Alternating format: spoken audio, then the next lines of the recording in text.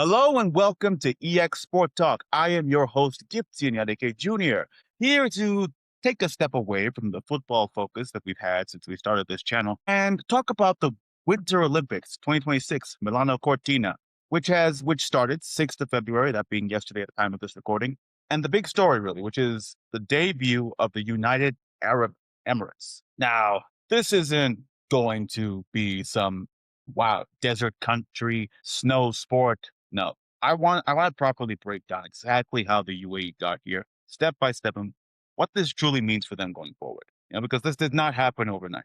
It's a big moment. So let's first establish the headline. The UAE is making its official debut at the Winter Olympics in 2026. They have made their official debut. That's historic. This is a country whose global sporting identity has traditionally centered around football, motorsport, combat sports, and major global event hosting just in general, and tourism. That's the big thing. Dubai, you go to Dubai. This is a very different lane for them. Winter sports, it requires climate adaptation, the snow, the cold, the ice, like that you need that. Infrastructure, federation structure, international recognition by the governing bodies, and years of development. You don't just wake up one morning and say, "Hey, let's go alpine skiing," and then suddenly you're in the Olympics. No, there has to be a system, and the UAE built one. How? It started indoors. Let's go back to the beginning. The key to understanding the story is Ski Dubai, an indoor ski slope inside of a mall in Dubai. Now, you might hear that and go, that's some rich people stuff. It's a novelty thing. They have an indoor ski. Of course, they have an indoor ski place. It's Dubai, right? But in reality, that was the developmental foundation. This is critical because when you remove the climate as a limiting factor, what you're left with is repetition. And repetition, that's the ultimate creator of skill. One of the UAE's Winter Olympians, Alexander Astridge, he reportedly began skiing at just 3 years old. Three. And he started in Dubai. That means early exposure, technical foundations built young, competitive progression over years and years, over a lifetime. That's how Olympic athletes are made. That's how you make an Olympic athlete. That is a lifetime of turning yourself into this machine, becoming this machine that is built for the purpose of competition in your specific dedicated sport. And it didn't matter that there was a desert outside because the ecosystem existed inside.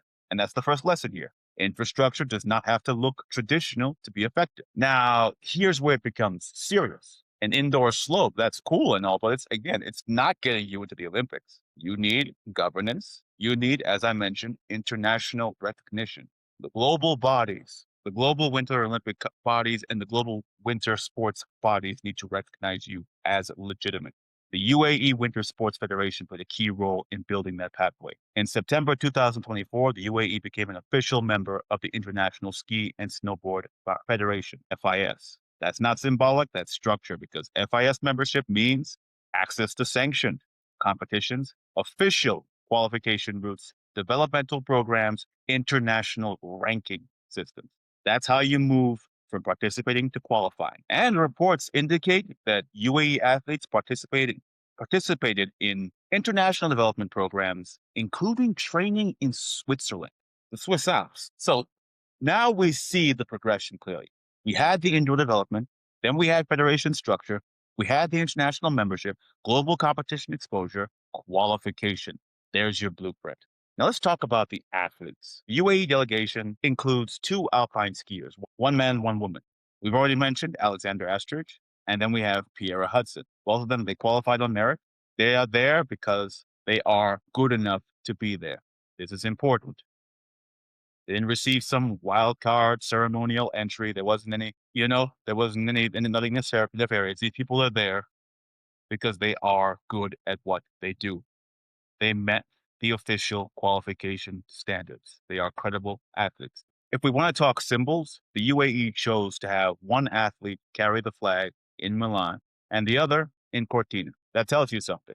This right here is being treated as a national milestone because it is. So what does this truly mean for them? Like, really?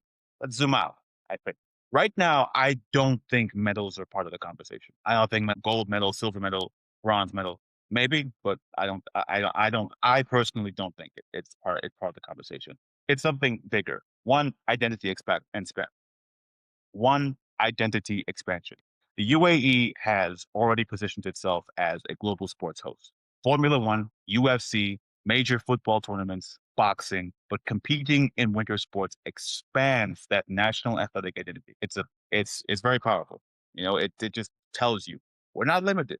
We can be a winter sports nation too. Two, it's a proof of concept. For any country entering a new sporting discipline, the first qualification is everything because it proves that the systems work. And when the system works once, it can scale.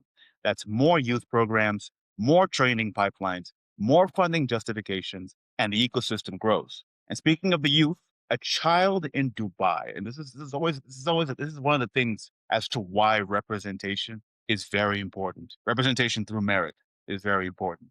A child in Dubai, growing up in Dubai, can now say, there are Emiratis in the Winter Olympics. A child growing up anywhere in that country can say, my people are there. My people are competing at the absolute level, which means I can compete at the absolute level, at the absolute top level. And that psychological shift, it's going to change the imagination. Because now, if you can imagine yourself there, that's going to urge you. It's going to move you towards participation. Participation leads to qualification. And then we have a bigger UAE Olympic team as the years go on. So, what's the strategic long term vision here? I can't stress this enough. The UAE does not invest casually in sport. They don't. They don't. They're not thinking about a medal in 2026. If it happens, great. But that's not what they're thinking about. It's about what will this look like in 2030, 2034. If this first appearance leads to expanded youth academies, increased winter sport visibility, greater athlete funding, more European partnerships, then this debut becomes a foundation of something sustainable. And that means when it stops being a headline, it becomes a movement, a national movement. So what do we need to watch right now? If you're if you're interested in following the story of the UAE in the Winter Olympics, what do we need to watch for these two athletes? It's composure, it's technical consistency, it's that competitiveness that they're ready to actually go out there and compete and fight for that top spot with these other top nations. And it's of course absorbing the experience. Debut tournaments, regardless of what sport you're entering, that's the learning stage. But the Olympics, it's very different from the World Cup. It's different. The pressure is different. The media attention is different. In both scenarios, the spotlight is global, but it's you. Whereas in a sport like football in the World Cup, it's your entire team and maybe some select players. But with the Olympics, everyone's looking at this one athlete. It's this one athlete. These two, Hudson and Astridge, this is it. The entire country of the UAE is looking at them. I've spoken a lot about the pressure that Morocco was under during the AFCON, especially when and they were the hosts, when they were the tournament hosts. Everyone who was there to watch them. In the end, Senegal took the W, and Morocco's PR has not been doing well as of late. But that's a different conversation.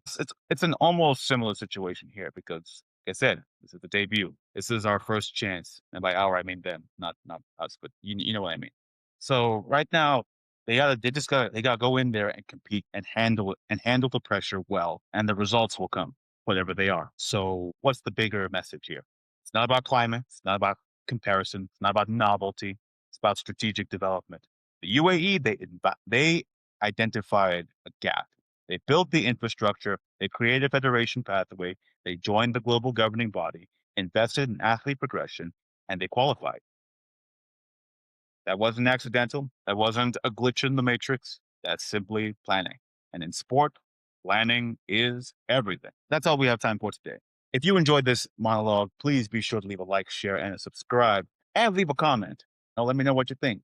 I want to know. If you're from the UAE, I'd like to hear from you as well. How are you feeling? What do you think of their chances? And honestly, what do you think about the future of the UAE in winter sports? I'm C Enyadike Jr. This is EX Sport Talk. I will see you next time.